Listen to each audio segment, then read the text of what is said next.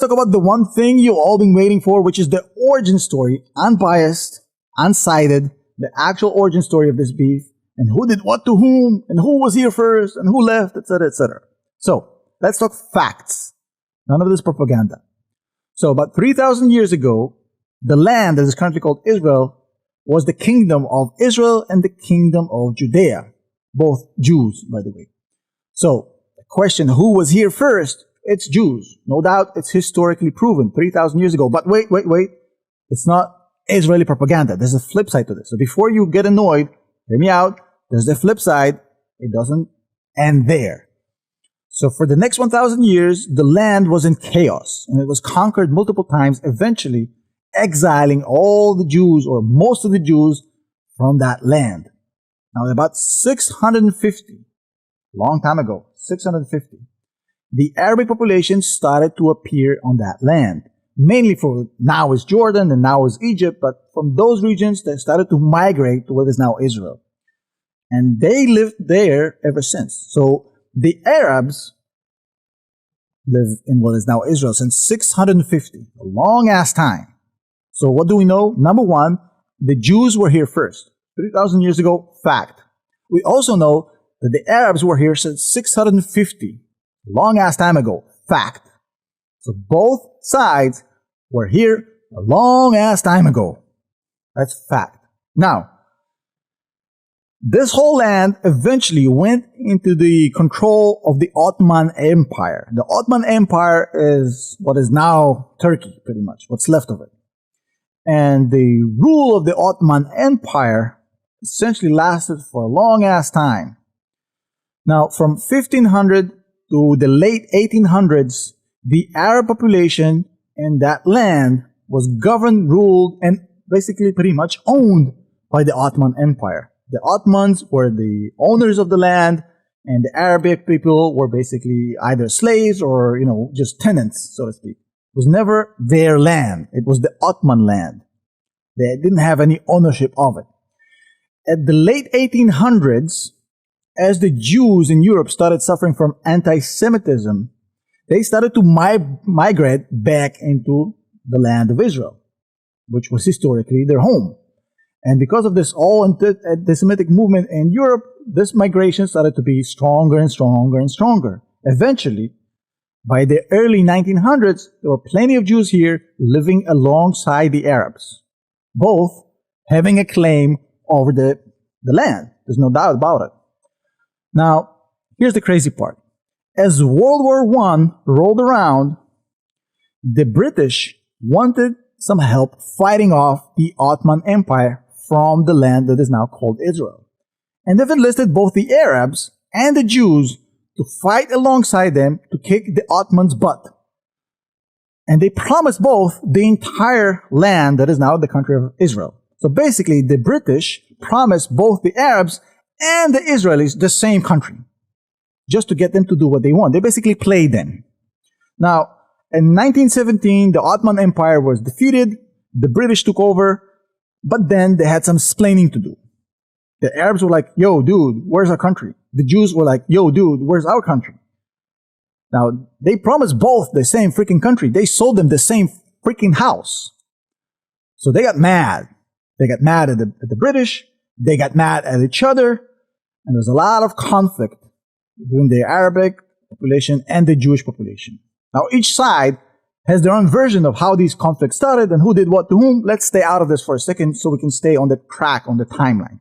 So while this whole thing was going on, at some point, the British had enough. World War II just ended. They had no more desire or ability to be an empire anymore. They just wanted to get the fuck out of Dodge. And essentially, they gave this problem to the United Nations to solve. And the United Nations basically said, look, we're going to split this country basically in half. The Jews are going to get like 55%, the Arabs 45%, but we're going to give the Jews a lot of desert. So if they're getting a lot of desert, they're going to get 55%, and we're going to give a lot of fertile land to the Arabs, they're going to get 45%, whatever, right? And the Arabs didn't like that because they thought they were being scammed, because they basically said, well, look, it's our land. The entire thing is our land. We lived here since 650 after count, 650, right?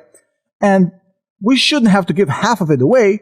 We not only lived here since 650, the British promised this to us. And the Jews were like, well, look, we lived here 3,000 years ago, and also the British promised this to us. So let's take each their half and go our merry way. So Israel accepts the offer from the United Nations to take half of the country in 1948 and forms the State of Israel.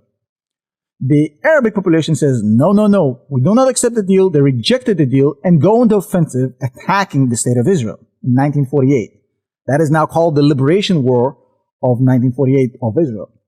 So Israel wins that war and takes the land that the Arabic population basically said, we don't want that deal. They rejected the deal. Israel wins. Israel takes the whole land. Now, a lot of the Arab population fled while this whole thing went down. There's a lot of debate whether they were forced out or fled on their own because they feared retaliation, whatever the case may be. I'm not going to that argument. That's between the two sides to figure out how to solve this crap. But a lot of the population left in that time. So basically what ended up happening is now, post-1948, Israel holds all of the land, the part that they got from the UN, the part that the Arabic population rejected, except two parts, which is Gaza and what is now the West Bank. The West Bank is now held by Jordan. Gaza is held by Egypt. And for 20 years, things are pretty chill. In 1967, all the Arabic countries decide to basically go all out on Israel, and Israel somehow beats them. Don't ask me how, within a few days. So at that point, Israel basically takes the West Bank, Gaza, and the Sinai Peninsula from the Egyptians. And then again in 1973, the same thing happens. This time Israel struggles a little bit, almost loses, but ends up winning.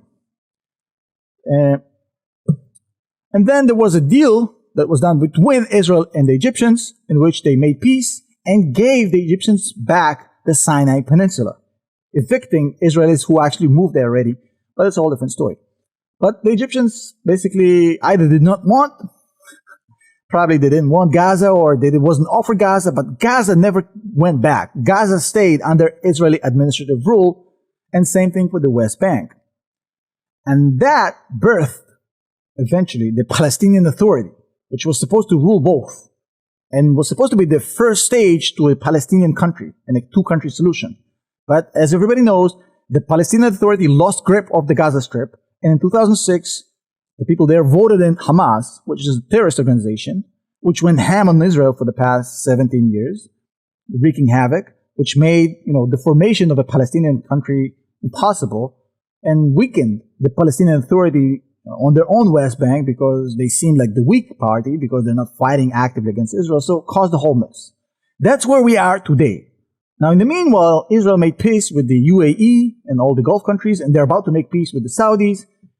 And obviously, Iran is not a fan of that. The Palestinians are definitely not a fan of that because, they want the Arab world to keep beefing with Israel.